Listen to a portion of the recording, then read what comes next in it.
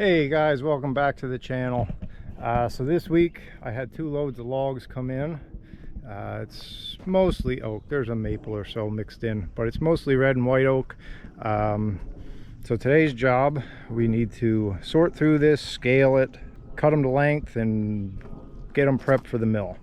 So the first thing we need to do so we can scale them, we're going to take the loader and kind of break this second load apart a little bit, spread it out so we can work at it. So let's get that done, and then I'll show you how we scale logs and get them cut up for the mill.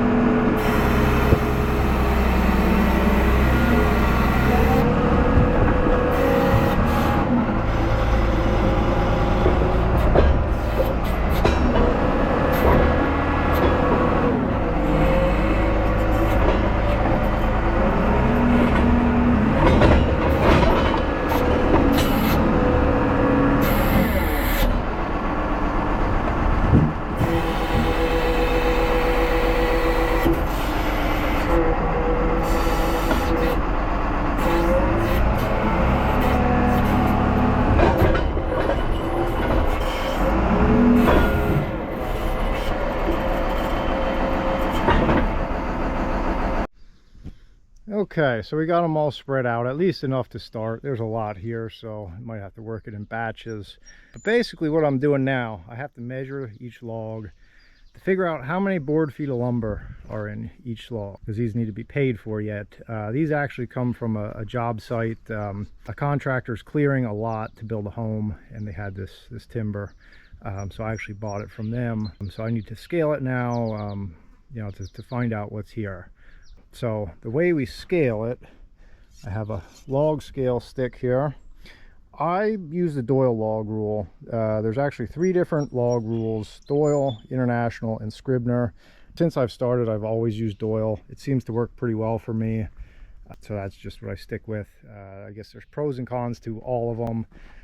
I'm not smart enough to tell you exactly how log scales work. There's mathematical formulas that tell you, you know, based on length and diameter, how many board feet are in a log, you know. So I'll show you how that works. First thing you do when you're eyeing up a log, you look at that and you'll see, if it picks up on camera, that's got a big hook in it. You might think, well, what are you going to do with that? Well, this is a long section of log here, so I can cut that in half at that hook, probably make like an 8 or a 10 foot, you know, an 8 foot and a 10 foot section. So you can kind of straighten out those curves just by cutting the length shorter. Typically what I'm looking at here for my operation, what I do, our most common lengths are 8 foot, 10 foot, and 12 foot. That's what 90% of what I sell goes out the door as, whether it be flooring, molding, or even just retail kiln dried lumber. So what I will do, I'll show you how we scale this. I'm actually going to start over here. This is a nice straight one. It would be nice to show you how we scale this. So the first thing you have to do, these are all different lengths. They didn't cut them to anything in particular for me. I just bought the whole lot as they had it. I'm going to measure the length here, just using a 25-foot tape measure. And that is about 17 feet, little over. So when I cut my logs to length, I always like to leave a little bit of trim, 4 to 6 inches, you know, just so you have some extra. Once it goes through the kiln and it's drying, you know, sometimes, especially with oak, you'll see the ends start to split. It's just the way it goes, the nature of drying oak. Plus, you know, if you're making flooring or molding or something that has to be an exact length, if you need 8 foot finished product squared, you need a little bit extra to be able to trim it up and make it clean. So being that this is a little over 17, I'm going to make 2 8.5 foot logs out of that. So we'll measure here to 8.5. And the way I do it, there's a lot of fancier ways to do it, but I'm low tech. I just always take a piece of bark or a stick, or there's always junk laying around here in the log yard on the ground. Just throw it there to mark it, and then when I come back with the chainsaw, I'll know that's my mark, and that's where I'm going to cut that log into two. So to actually scale it for footage, we take our log scale stick, and this is actually a two-sided. That's a tree scale stick. That's for measuring standing timber. That's a little bit more complicated, but the log scale is pretty straightforward. We're on the small end of the log here. Always measure on the small end of the log. That's the side you have to scale, because that big bell on the end, you can't recover that lumber on that taper. So it's general practice to measure on the small end. So you take the end of the stick, and you're going to measure from one side inside the bark to the other. We're about 16.5 there, 16.5 there. So this is a pretty even log. Sometimes if they're oval, you'd measure both ways and kind of average it out. 16, so then you look at your stick between 16 and 17. This is, we're going to call it 16 because we're getting two 8-foot pieces out of it. So 144 and 169. It falls between there, so I'll do the math on that. I'll figure out you know, what that number is, and then that's what I'll record. And then I just go through the stack. That's a piece of red oak.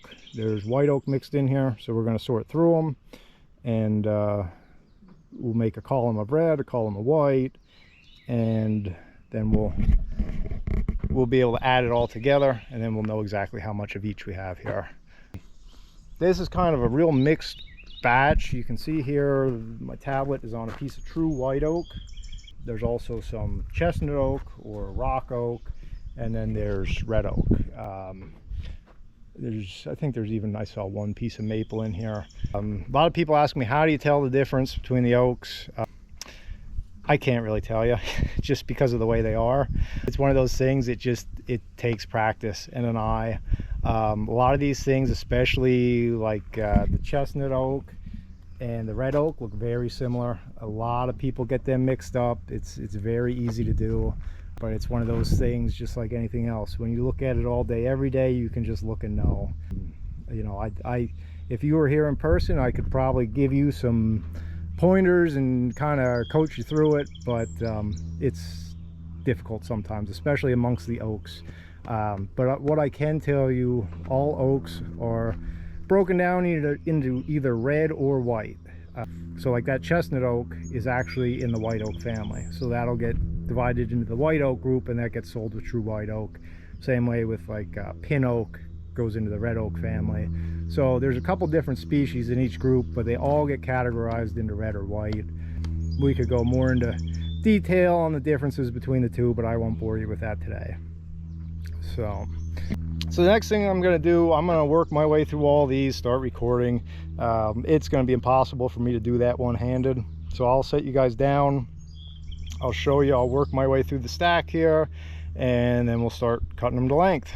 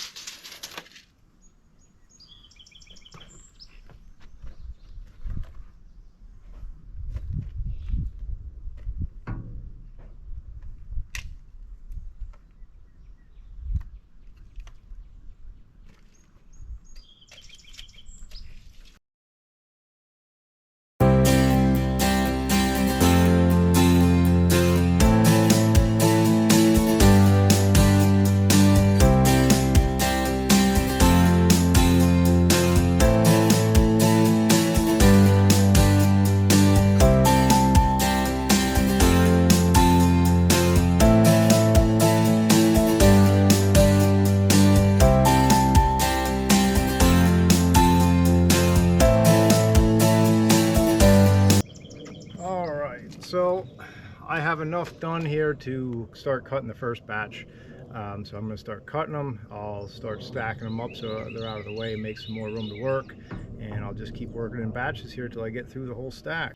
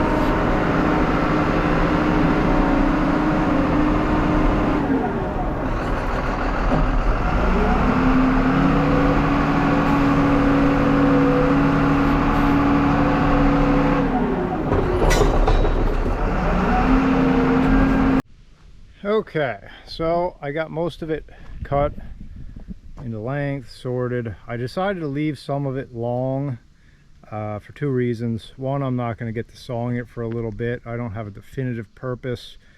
So I figured I'd leave some of it full length in case, you know, I have call for longer stuff, or you never know what might come up. So I figured no sense in cutting it all up. I just wanted to cut enough up to get it out of the way. Second reason being I ran out of chainsaw gas. So that kind of made that decision for me. So I put some nice red oak over there, the white oak and chestnut oaks over there. Ended up with 2,556 board feet by the Doyle scale. So not bad. That stuff's ready to go to the mill now. There is one more thing I'm going to do, particularly because this stuff is going to sit a while before I get to it. We're going to coat the ends with anchor seal. So I have it all mixed up here. Brand new batch of anchor seal, have it in the backpack. For those of you paying attention, yes, I run Husqvarna chainsaws. This is a Husqvarna backpack. I'm not sponsored by Husqvarna. That's just pure coincidence. That's what they sell at the box store. But Husky, if you're listening, I can definitely be bought. I've been running their products for, well, forever really. I've always just run Husqvarna chainsaws. Okay, let's see if I can make this work out one-handed. Oh, I got my weapon.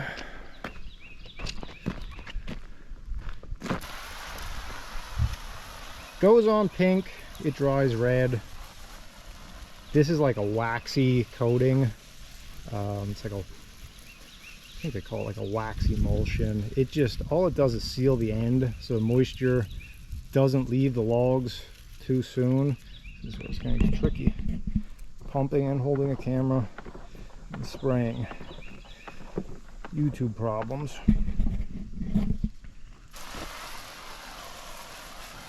So they always say to put it on until it drips.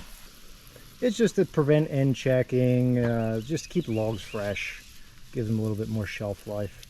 Oak logs are pretty good to begin with. They're not like maple and poplar that'll stain right away in the summer heat. But this might be a couple weeks till I get to saw this, just because we're busy on the Christmas tree farm right now, and I've got 1,000 other things going on. So it's cheap protection, easy protection. So this dries a nice red. It actually, if for no other reason, it makes your lumber look nicer. Yeah, it just gives it a nice finished look. I know it kind of sounds silly, but when you're selling retail, you know, having the end sealer on the ends of the boards really kind of dresses it up. And so I like to do that. So I'll finish spraying these. I guess that's pretty much all I got for you on this one. Thanks for watching, guys. Don't forget to like the video if you liked what you saw. Subscribe. If you have any questions for me, let me know. If you have any suggestions, anything else you want me to talk about, I'd be happy to. Until then, I'll catch you on the next one. Thank you.